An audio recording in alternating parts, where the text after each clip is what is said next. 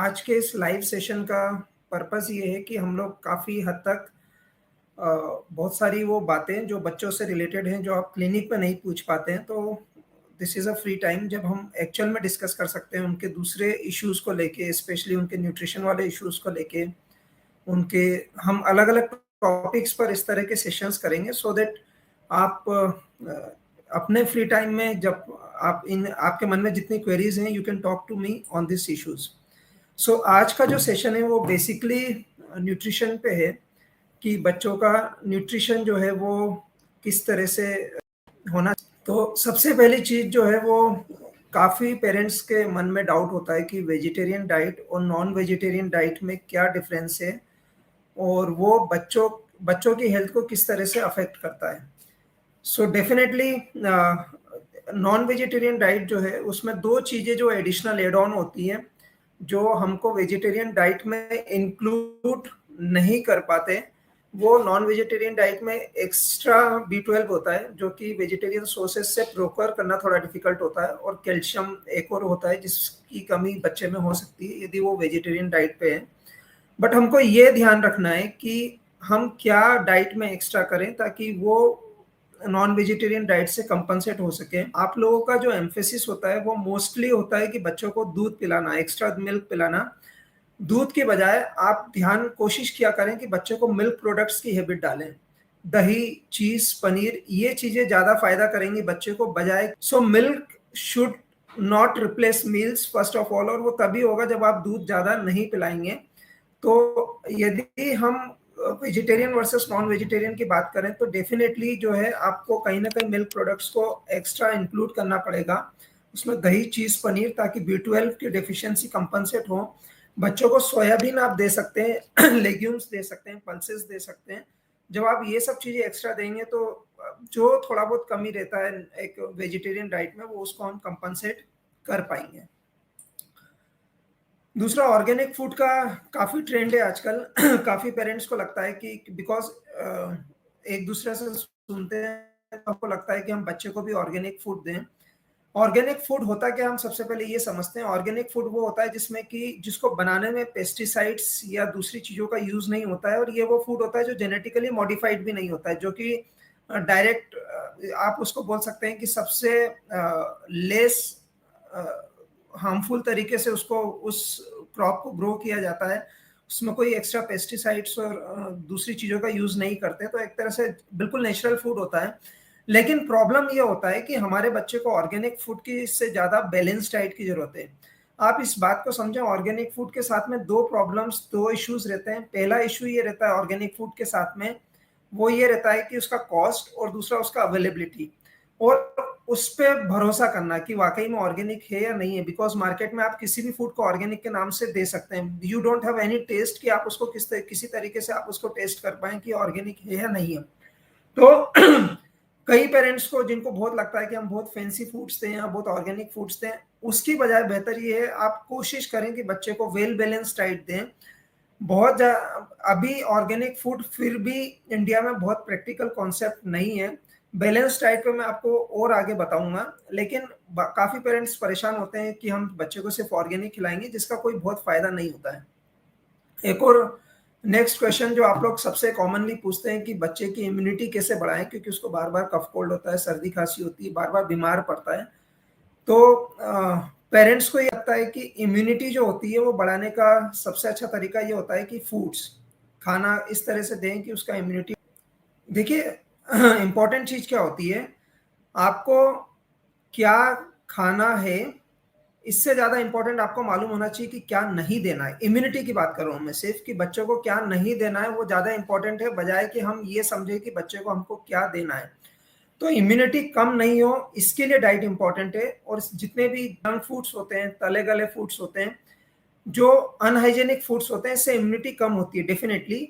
लेकिन इम्यूनिटी बढ़ाने का जो मैं तरीका आपको बताता हूँ वो डाइट से, वो nutrition, of course balanced nutrition helps a lot immunity increase करने में। लेकिन जो आगे जो दूसरे तरीके होते हैं वो होता है इम्यूनिटी में बहुत इंपॉर्टेंट एक फैक्टर प्ले करता है, वो होता है आपका फिजिकल एक्टिविटी, बच्चे का फिजिकल एक्टिविटी। यदि आप बहुत न्यूट्रिशियस डाइट देंगे लेकिन बच्चा दिन भर घर पे मोबाइल पे खेल रहा है, तो आप मान के चलें कि कहीं ना कहीं उसका इम्यूनिटी कॉम्प्रोमाइज होगा, उतना इम्यूनिटी पे फर्क पड़ेगा। One more important factor for kids immunity is sleep. बच्चा यदि 8 घंटे की नींद ले रहा है, 7 से 8 घंटे की नींद ले रहा है, तो ये इम्यूनिटी में हेल्प करता है। तो फूड ऑफकोर्स एक इंपॉर्टेंट फैक्टर है कि हमको वेल बैलेंस डाइट लेना चाहिए, लेकिन एक तो बच्चे का खुद का हाइजीन, बार बार हैंड वॉशिंग की हैबिट, दूसरा स्लीप, तीसरा फिजिकल एक्टिविटी। यदि आप इन चीजों पे ध्यान देंगे तो ओवरऑल बच्चे का इम्यूनिटी बढ़ेगा। लेकिन आप कफ कोल्ड का दो सबसे कॉमन रीजन समझिए। सबसे पहला रीजन जो है कफ कोल्ड का मोस्ट कॉमन रीजन होता है, वो होता है वायरल इन्फेक्शन, और दूसरा होता है एलर्जी। इन दोनों में डाइट इंक्लूड नहीं है, इन दोनों का डाइट से कोई बहुत ज्यादा रिलेशन नहीं है। इनफैक्ट आप लोगों के मन में जितने क्वेश्चंस आते हैं कि जो जिन लोगों को मैं कॉमनली सुनता हूँ कि पेरेंट्स को लगता है कि दही से कफ एंड कोल्ड होता है, बनाना से कफ एंड कोल्ड होता है, ऑरेंजेस से कफ एंड कोल्ड होता है, ये वो सारी चीजें हैं जिससे कि बॉडी का इम्यून सिस्टम क्योंकि इसमें विटामिन सी है, तो आप ये मान के चलें कि डाइट से आपका बच्चा बीमार हो रहा है, ये मिसकंसेप्शन मत पालिए, क्योंकि ऐसे करके ना आप बहुत सारी ऐसी चीजें जो बच्चे को वाकई में जरूरत है। आज देखा जाए तो फूड में, यदि फ्रूट्स में माना जाए तो बनाना से हेल्दी फ्रूट्स कुछ भी नहीं है, क्योंकि साल भर अवेलेबल रहता है, हाई कैलोरी फ्रूट है। बच्चे को जो एनर्जी की जरूरत होती है बनाना पूरा करता है, उसमें बहुत अच्छा पोटेशियम, मैग्नीशियम, कैल्शियम होता है, तो डेफिनेटली। लेकिन हम मोस्ट ऑफ द टाइम ये सोचते हैं कि बच्चे को केला खिलाएंगे तो उसको सर्दी हो जाएगी, तो हम उसको बच्चे को नहीं देते। तो आप इम्यूनिटी के दूसरे फैक्टर्स जो हैं आप उन पे ज्यादा ध्यान दें, बच्चे की नींद पे ध्यान दें, बच्चे की फिजिकल एक्टिविटी पे ध्यान दें, बच्चे की हाइजीन पे ध्यान दें, उसके हैंड वॉशिंग की हैबिट पे ध्यान दें। And we have seen all this things in COVID times. COVID times में हमने सब ये देखा है। बच्चे के वैक्सीनेशन पे ध्यान दें। जो बच्चा फुली वैक्सीनेटेड होता है, फ्लू वैक्सीनेशन जिसको लगा हुआ था, डेफिनेटली उसकी इम्यूनिटी पे फर्क पड़ता है, ये भी हमने कोविड टाइम में देखा है।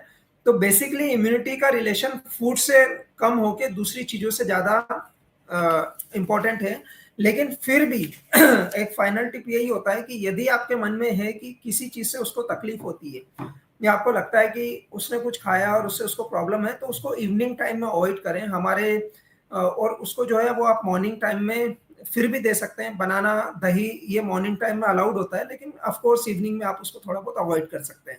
लेकिन डाइट से हटाना is not a solution. Next, सारे पेरेंट्स का प्रॉब्लम होता है कि मेरे बच्चे का खाने में कोई इंटरेस्ट नहीं है, और आप दिन भर उसके बच्चे के पीछे पड़े रहते हैं खाने के लिए, कि आपको लगता है कि तो हम देखते हैं कि ऑन एन एवरेज जो है वो मोस्टली ये प्रॉब्लम तब फेस करते हो आप लोग जब बच्चा 1 ईयर क्रॉस कर जाता है।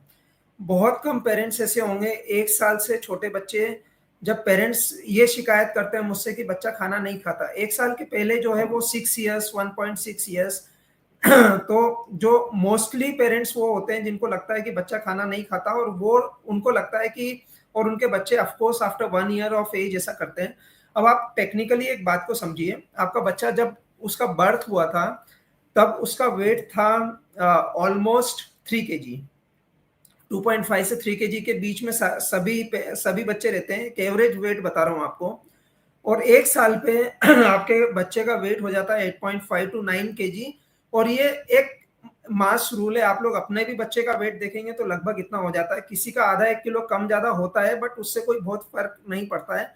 सो हम एक एवरेज मान लें कि 1 साल में बच्चे का जो वेट गेन होता है वो 6 kg के आसपास होता है। यही वेट गेन जो बच्चा 9 kg पे 1 साल पे था, यदि उसने बहुत अच्छा भी उसका डाइट है, उसके पेरेंट्स बहुत सेटिस्फाइड है, बच्चा बीमार नहीं होता, सब कुछ उसके साथ ठीक चलता है, तो भी उसका वेट जो है वो सेकेंड ईयर में 1.5 किलो बढ़ता है।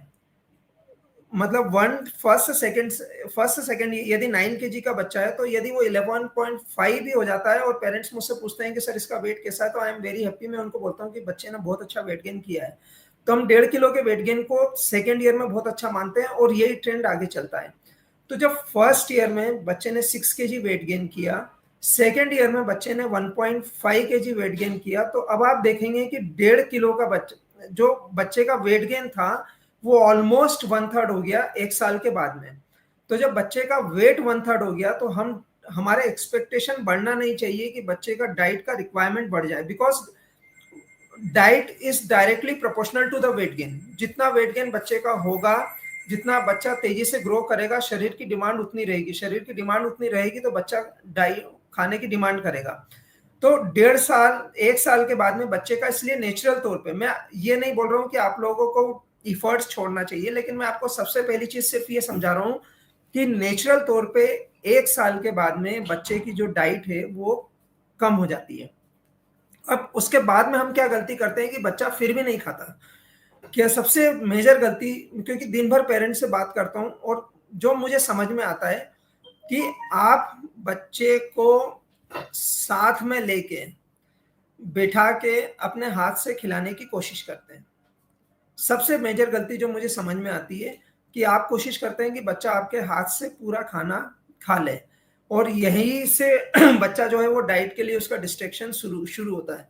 आप देखेंगे जॉइंट फैमिली के बच्चे और न्यूक्लियर फैमिली के बच्चे, जो मैंने रियलाइज किया है इतने लंबी प्रैक्टिस में, कि जो बच्चे जॉइंट फैमिली में बड़े होते हैं वो बच्चे फिर भी खाना खा लेते हैं, बट न्यूक्लियर फैमिली के बच्चों को डाइट को खाना खाने में और दिक्कत होती है। तो मैं आपको एक टिप देता हूं, लॉन्ग टर्म में आपको हेल्प करेगा, शॉर्ट टर्म सॉल्यूशन नहीं होता है, लेकिन आप जब भी बच्चे के साथ, एक बार आपका बच्चा इस लायक हो गया कि बच्चा खुद का खाना खा सकता है, बच्चा अपना स्पून से जो है या खुद से हाथ से खाना खा सकता है, जो कि ऑलमोस्ट 2 इयर्स का एज होता है, भले ही वो स्पिल करे, थोड़ा बहुत गिरा दे, लेकिन यदि इस एज पे आपका बच्चा है तो आपको बच्चे को हाथ से नहीं खिलाना है।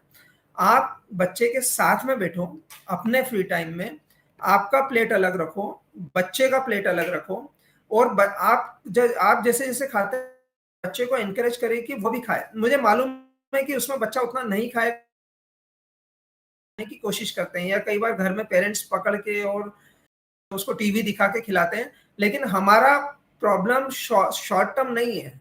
ये सब चीजें शॉर्ट टर्म के लिए तो ठीक है कि हम बच्चे को इस तरह से खिला दें, लेकिन लॉन्ग टर्म यदि आपको बच्चे को डाइट इंप्रूव करना है, या आप चाहते हैं कि बच्चा आपका वाकई में अपनी खुद की कैपेबिलिटी के हिसाब से खुद से खाए, आपको परेशान नहीं करे, तो लॉन्ग टर्म का सॉल्यूशन यही है कि आप दिन में कम से कम 1 या 2 डाइट, सारी प्रैक्टिकली पॉसिबल नहीं भी है तो 2 डाइट में आप जिस टाइम पे बच्चे खाना खा रहे हैं, बच्चे अपना प्लेट अलग रखें, बच्चे का छोटा प्लेट अलग रखें, बच्चे का फूड अलग रखें। बच्चा जब बार बार आपको देखेगा खाना खाते हुए तो इट टेक्स टाइम, 3 महीने 4 महीने, लेकिन बच्चा भी आपके साथ में बैठ के खुद से खाना सीखेगा। तो सबसे इंपॉर्टेंट चीज जो होती है, वो जो सबसे मेजर गलती मैं देखता हूँ वो यही होती है कि हम बच्चे को अपने हाथ से फीड कराने की कोशिश करते हैं, बार बार खिलाने की कोशिश करते हैं, फोर्स फुली खिलाने की कोशिश करते हैं, तो बच्चा थोड़ा बहुत तो खाता है, लेकिन जैसे जैसे बड़ा होता है उसका फूड से और ज्यादा अवर्शन हो जाता है। नेक्स्ट चीज कि बच्चों को जंक फूड्स, और because junk foods easily available हैं, टेस्ट वाइज यदि बच्चा एक बार जंक फूड ले लेता है तो उसके बाद में उसको कोई दूसरे घर का नॉर्मल टेस्ट समझ में नहीं आता है। और कॉस्ट इफेक्टिव मतलब, कॉस्ट इफेक्टिव तो नहीं बोलूंगा, लेकिन थोड़े से सस्ते सस्ते अवेलेबिलिटी है। तो आज की डेट में कोई भी सोशियो इकोनॉमिक स्टेटस हो, कोई भी क्लास हो, लेकिन सबके लिए जंक फूड्स इजीली और हर रेंज में अवेलेबल है। 2 रुपए का पैक से लेके और जो है वो 200 रुपए के पैक तक सब तरीके से जंक फूड्स अवेलेबल है। लेकिन junk foods basically they are empty calories, और मैंने अभी आपसे वही ओवरवेट और ओबेसिटी की बात की। अगेन मैं फिर वही बोलूंगा कि यदि बच्चा जंक फूड्स पे है, और आपको मालूम है, मुझे मालूम है, पेरेंट्स सब समझते हैं कि क्या उनके बच्चे के लिए अच्छा और क्या उनके बच्चे के लिए खराब। फिर भी मैं एक जंक फूड की बहुत सिंपल सी डेफिनेशन बताता हूँ आपको, कि कोई भी चीज आप यदि पैकेट से निकाल के खिला रहे हो, रेपर से निकाल के खिला रहे हो, कोई भी चीज जो आपके कबर्ड में रख सकते हो आप, जिसको 3 महीने 4 महीने बगैर खराब हुए रख सकते हैं, जो कि आप लोगों के लिए प्लस पॉइंट है, मान के चले यही उस फूड का नेगेटिव पॉइंट है। तो जंक फूड्स जो है वो हमको बच्चे को सिर्फ एक डिसिप्लिन आपको भी मेंटेन करना पड़ेगा, और बच्चे को भी आपको शुरू से आदत डालना पड़ेगी कि once in a week it is okay. हमको बच्चे को चीजों से दूर नहीं रखना है, लेकिन बच्चों में सेल्फ डिसिप्लिन की हैबिट भी होना चाहिए। तो once in a week it is okay कि आपने संडे संडे जंक फूड्स दे दिया, या उसके सिवा आपको बच्चों को जंक फूड्स नहीं देना है। सो कॉल्ड हेल्दी फूड्स जो कि पैकेज में आते हैं वो भी जंक फूड की कैटेगरी में ही आते हैं। वो इसलिए जंक फूड की कैटेगरी में आते हैं क्योंकि जिसकी भी शेल्फ लाइफ है उसमें एडिटिव्स, प्रिजर्वेटिव्स, ये सब होते हैं। एंड माइंड मी, आज की डेट में प्रॉब्लम सबसे बड़ा यदि फूड एलर्जी किसी चीज से होता है तो वो एक्चुअल नेचुरल फूड से नहीं होता, लेकिन उसके अंदर जो एडिटिव्स, कलरिंग एजेंट्स, प्रिजर्वेटिव्स होते हैं उससे होता है। सो जंक फूड्स का भी जो है आपको कंसेप्ट आपके दिमाग में, लेकिन ये तब आप अप्लाई कर पाओगे जब आप खुद जंक फूड जो है सिर्फ आपके घर में ये ट्रेंड होगा। मतलब ऐसा नहीं है कि हम बच्चे पे नियम थोप दें, which is not actually practically possible. सही तरीका तो ये होता है कि हम भी उस चीज को फॉलो करें, पहले 8 दिन खुद फॉलो करें, फिर हम बच्चे से डिस्कस करें कि अब हम इस तरह से करेंगे। तो जंक फूड्स ये का आप अपने घर में डिसिप्लिन बनाइए कि वीक में एक बार से ज्यादा जंक फूड्स अलाउड नहीं है। यदि आप, बिकॉज कई पेरेंट्स की मजबूरी होती है, मजबूरी सिर्फ ये होता है कि जॉब में होते हैं या इस तरीके से कुछ होते हैं, तो यदि आप मैनेज कर सकते हो तो मैनेज करें, but still junk food should be on your third fourth choice. First second choice जो वही होता है जो आप घर पे खुद बना के रख सकते हैं। नेक्स्ट इज बच्चों का मिल्क। और मिल्क भी एक बहुत इम्पोर्टेंट एस्पेक्ट होता है, और अक्सर मिल्क भी मुझे ऐसा लगता है कि मिल्क ना डबल एजेड स्वॉर्ड है, फायदा भी है और उसका नुकसान भी है। और शायद हम लोग जिस तरीके से मिल्क को लेते हैं उसका नुकसान ज्यादा होता है बच्चे के बॉडी पे। तो पहली चीज तो एक तो फ्रूट जूसेस के बारे में भी कुछ बात कर लेते हैं, उसके बाद में मिल्क पे आएंगे। फ्रूट जूसेस जो है वो बहुत अच्छा सोर्स नहीं होता है फाइबर्स का भी और विटामिन और मिनरल्स का भी, क्योंकि जब आप फ्रूट का जूस बनाते हैं तो बेसिकली उसके सारा न्यूट्रिशन जो है वो खत्म हो जाता है, उसका सारा फाइबर कंटेंट खत्म हो जाता है। तो जितने भी जूस आपको लगता है कि हेल्दी है, या जो जूस ड्रिंक्स आप मार्केट से खरीदते हैं और उस पर लिखा होता है रियल फ्रूट या रियल पल्प, वो basically it has got no meaning. तो शुरू से हैबिट हम ये डालें कि बच्चे को जूस, फ्रूट जूसेस की बजाय हम एक्चुअल में बच्चे को जो है वो फ्रूट्स देना शुरू करें, फ्रूट्स ही खिलाएं। जैसी आदत आप डालेंगे, अभी नहीं भी डलेगी तो भी देर सवेर डल जाएगी, लेकिन आपको मालूम होना चाहिए सही क्या और गलत क्या। जूस आपने वंस इन अ वाइल दे दिया, it is okay. Once in a while कब दे सकते हैं, क्योंकि आप जूस को ना जूस को एनर्जी ड्रिंक से ज्यादा आप उसको हाइड्रेशन पॉइंट मानिए कि वो शरीर की पानी की कमी पूरी करता है, लेकिन उससे बहुत एनर्जी मिलेगा जूस से, ऐसा नहीं होता है। बच्चा आपका खेल के आ रहा है, कहीं बाहर से आ रहा है, तो आप थोड़ा बहुत उसको यदि सिंपल पानी नहीं पीता है तो आप जूस फॉर्म में दे सकते हैं। लेकिन डायरेक्ट आप यदि ये सोचें कि फ्रूट्स की बजाय हम उसको फ्रूट जूस दे दें तो उसका कोई बहुत ज्यादा फायदा बच्चे को नहीं मिलता है। फिर भी जितना अलाउ किया है वो ये होता है कि आप दिन भर में बच्चे को आधा कप, मतलब less than 125 ml fruit juice दे सकते हैं। तो आधा कप के आसपास आप बच्चे को जूस पिला सकते हैं, लेकिन उससे ज्यादा जूस देने का कोई बहुत ज्यादा फायदा नहीं होता है। नेक्स्ट एक और क्वेश्चन जो होता है वो मिल्क को लेके। मैंने आपको पहले बोला कि milk is A double aged sword, उसके अपने फायदे हैं और उसके अपने नुकसान भी हैं, और शायद हम उसका नुकसान ज्यादा आपका बच्चा सहन करता है बजाय कि फायदे के। उसके क्या नुकसान है? ज्यादा दूध, जरूरत से ज्यादा दूध, बॉडी की रिक्वायरमेंट होती है 300 ml।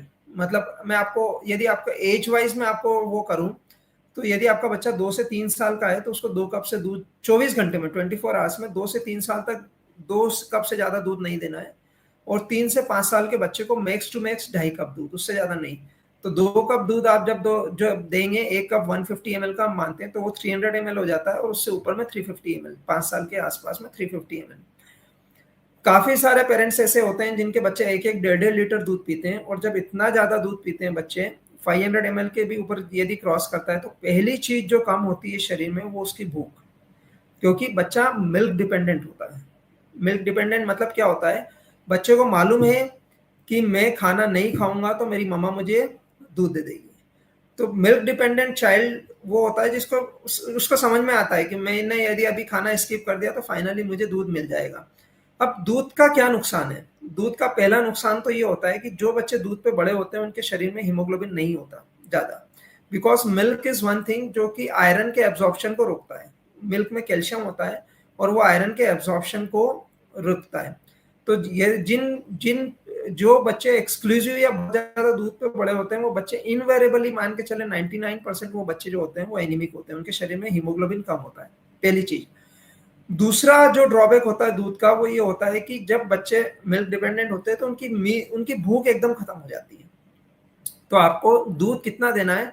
जितना मैंने आपको बताया, 300 ml इन अ डे, लेकिन आप उसको मिल्क प्रोडक्ट से रिप्लेस कर सकते हो। मैं फर्स्ट क्वेश्चन में भी आपको बोला था, अभी भी बोला कि बहुत अच्छा होता है कि यदि हम बच्चे को जो है वो दही, चीज़, पनीर ये सब चीज़ें दें, डेफ़िनेटली ये ज़्यादा फ़ायदा करेगा बजाए कि डायरेक्ट दूध पिलाने के। क्योंकि एक तो आपको मैं दूध और दही में अंतर बताता हूँ, सिर्फ़ एक for an example head to head comparison करते हैं। दूध बच्चे की भूख को कम करता है, दही का ऐसा कोई फ़र्क नहीं पड़ता है। दूध बेसिकली दही में अच्छे प्रोबायोटिक्स होते हैं। आप जब लूज़ मोशंस होते हैं, हम अक्सर बोलते हैं कि दही दो ताकि पेट का जो है वो अच्छे बैक्टीरियाज़ जाएँ, लेकिन दूध में ऐसा कुछ नहीं होता है, ठीक है? दूध से हीमोग्लोबिन कम होता है, लेकिन दही से ऐसा कुछ नहीं होता है। तो ओवरऑल आप देखा जाए तो जितना फ़ायदा दूध करता है, उससे कहीं ज़्यादा फ़ायदा मिल्क प्रोडक्ट्स करता है, जो कि दही और पनीर के रूप में होता है। तो यदि आपको फिर भी लगता है कि मेरे बच्चे को ज़्यादा कैल्शियम जाए, बच्चा वेजिटेरियन डाइट पे है, तो आप उसको मिल्क प्रोडक्ट्स बढ़ाएँ, बजाए कि दूध बढ़ाने की। दूध बढ़ाने के अपने एक ड्रॉबैक्स